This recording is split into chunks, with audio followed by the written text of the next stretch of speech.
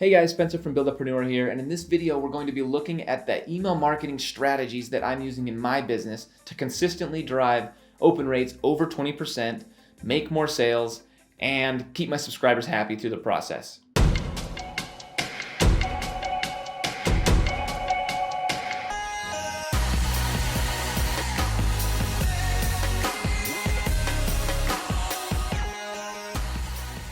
All right, we are back. Please note that this is part of a series of videos about email marketing, and so if you're looking to up your email marketing game and improve your open rates and anything like that, click subscribe and click the bell so that you can get notified as each of these videos comes out. All right, let's dive into strategy number one.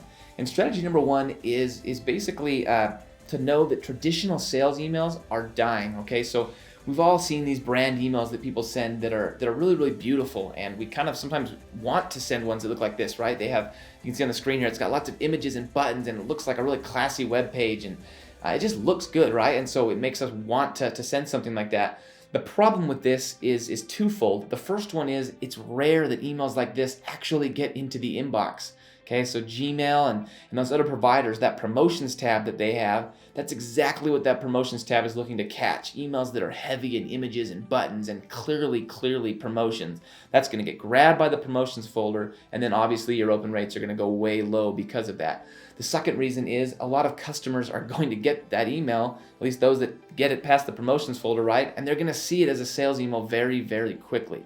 And so what I'm doing in my business instead is to make a much more conversational email where I kind of do this like one-line sentences and things like that, and I tell stories, and I really use email the way email was meant to be used, right? Not just a giant like website page that was basically embedded in an email.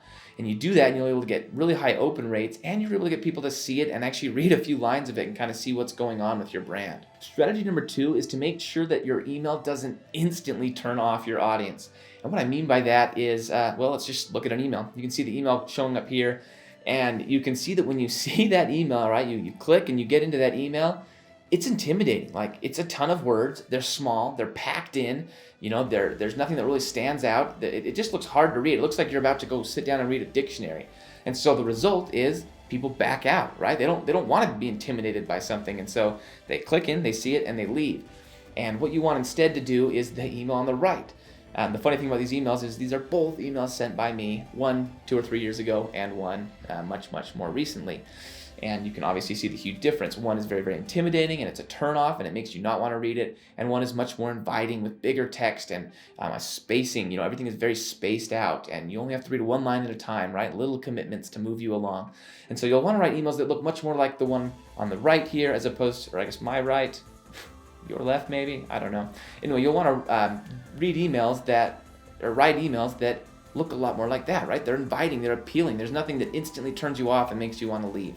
Strategy number three is the use of stories in as many emails as possible. Okay, and I'm not saying use a story in every single email, because I think your subscribers would get a little annoyed and you'd probably run out of stories. I know that's something I constantly am struggling with, is trying to think of a good story to kind of go along with the email or the product that I'm talking about. But you want to use stories as often as possible, and there's two big reasons for that. The first one is stories build relationships with people, okay? Your audience, your subscribers, when they look at you, they just see, or like when they're reading your email, they're just seeing this, they're seeing text, right? They can't picture anything, and they don't see anybody they relate to, and it's really hard for them to have, recognize that there's this person on the other side of this email. And the best way to get them to do that is with these stories. I actually personally think the best way is video, but a great way is to tell these stories that make you relate to them and help them to see you as a person.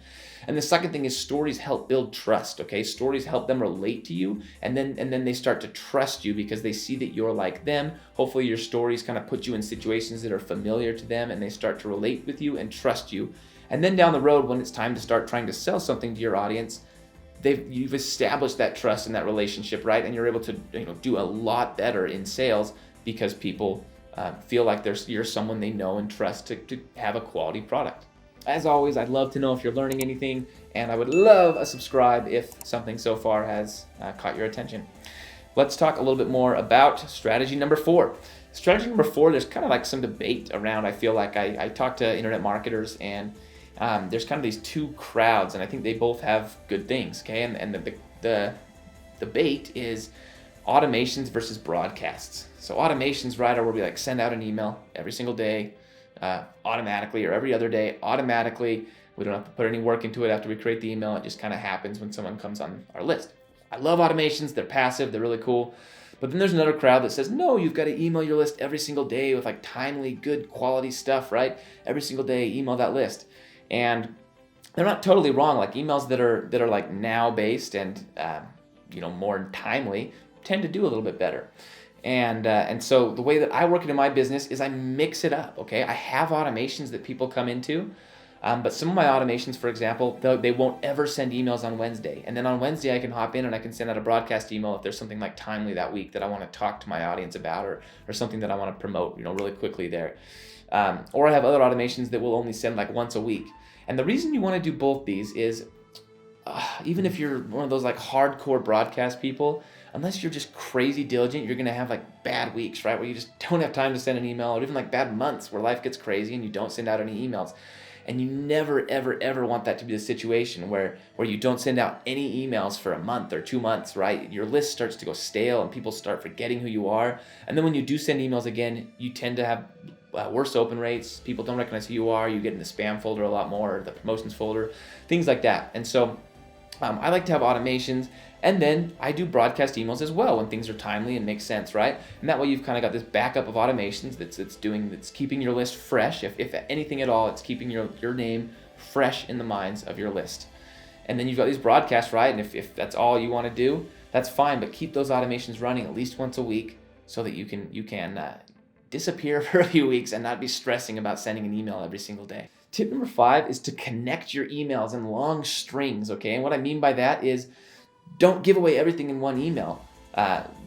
Start talking about something in an email and then leave your audience hanging. And maybe I sound like a jerk for saying that, but that's how you get them to stay for the next email, right? You leave this, I think Andre Chaperon calls them open loops. You leave these loops where people, they want to know what's in that next email because you left them hanging. You said like, I'm going to show you what changed my life and what made everything better for me in the next email, right? And then when that next email comes and they see that subject line of email number 2, or remember, I promised what would change my life, something like that, where they tie it into the previous email, then your open rates explode on that next email because you've connected your emails. And you can do this over a series of like 4 or 5, 6 or 7 emails where it's kind of like all interconnected and they're looking forward to that next email.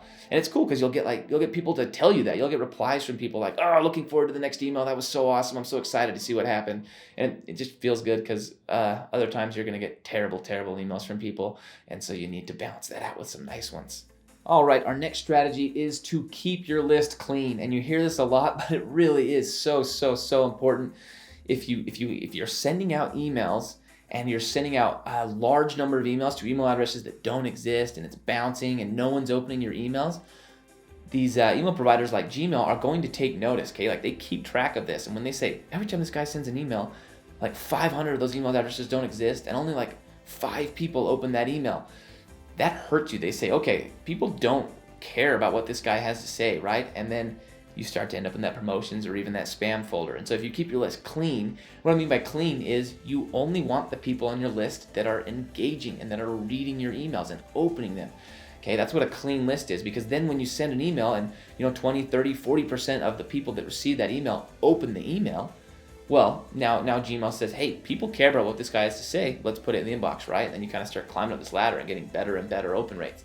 The second reason you want to do this is you save money, okay? Autoresponders typically charge per contact. And so you can save money simply by cleaning out your list, cleaning out all those contacts that aren't even making you any money. They're not even seeing your emails, and save yourself a little money on your email autoresponder.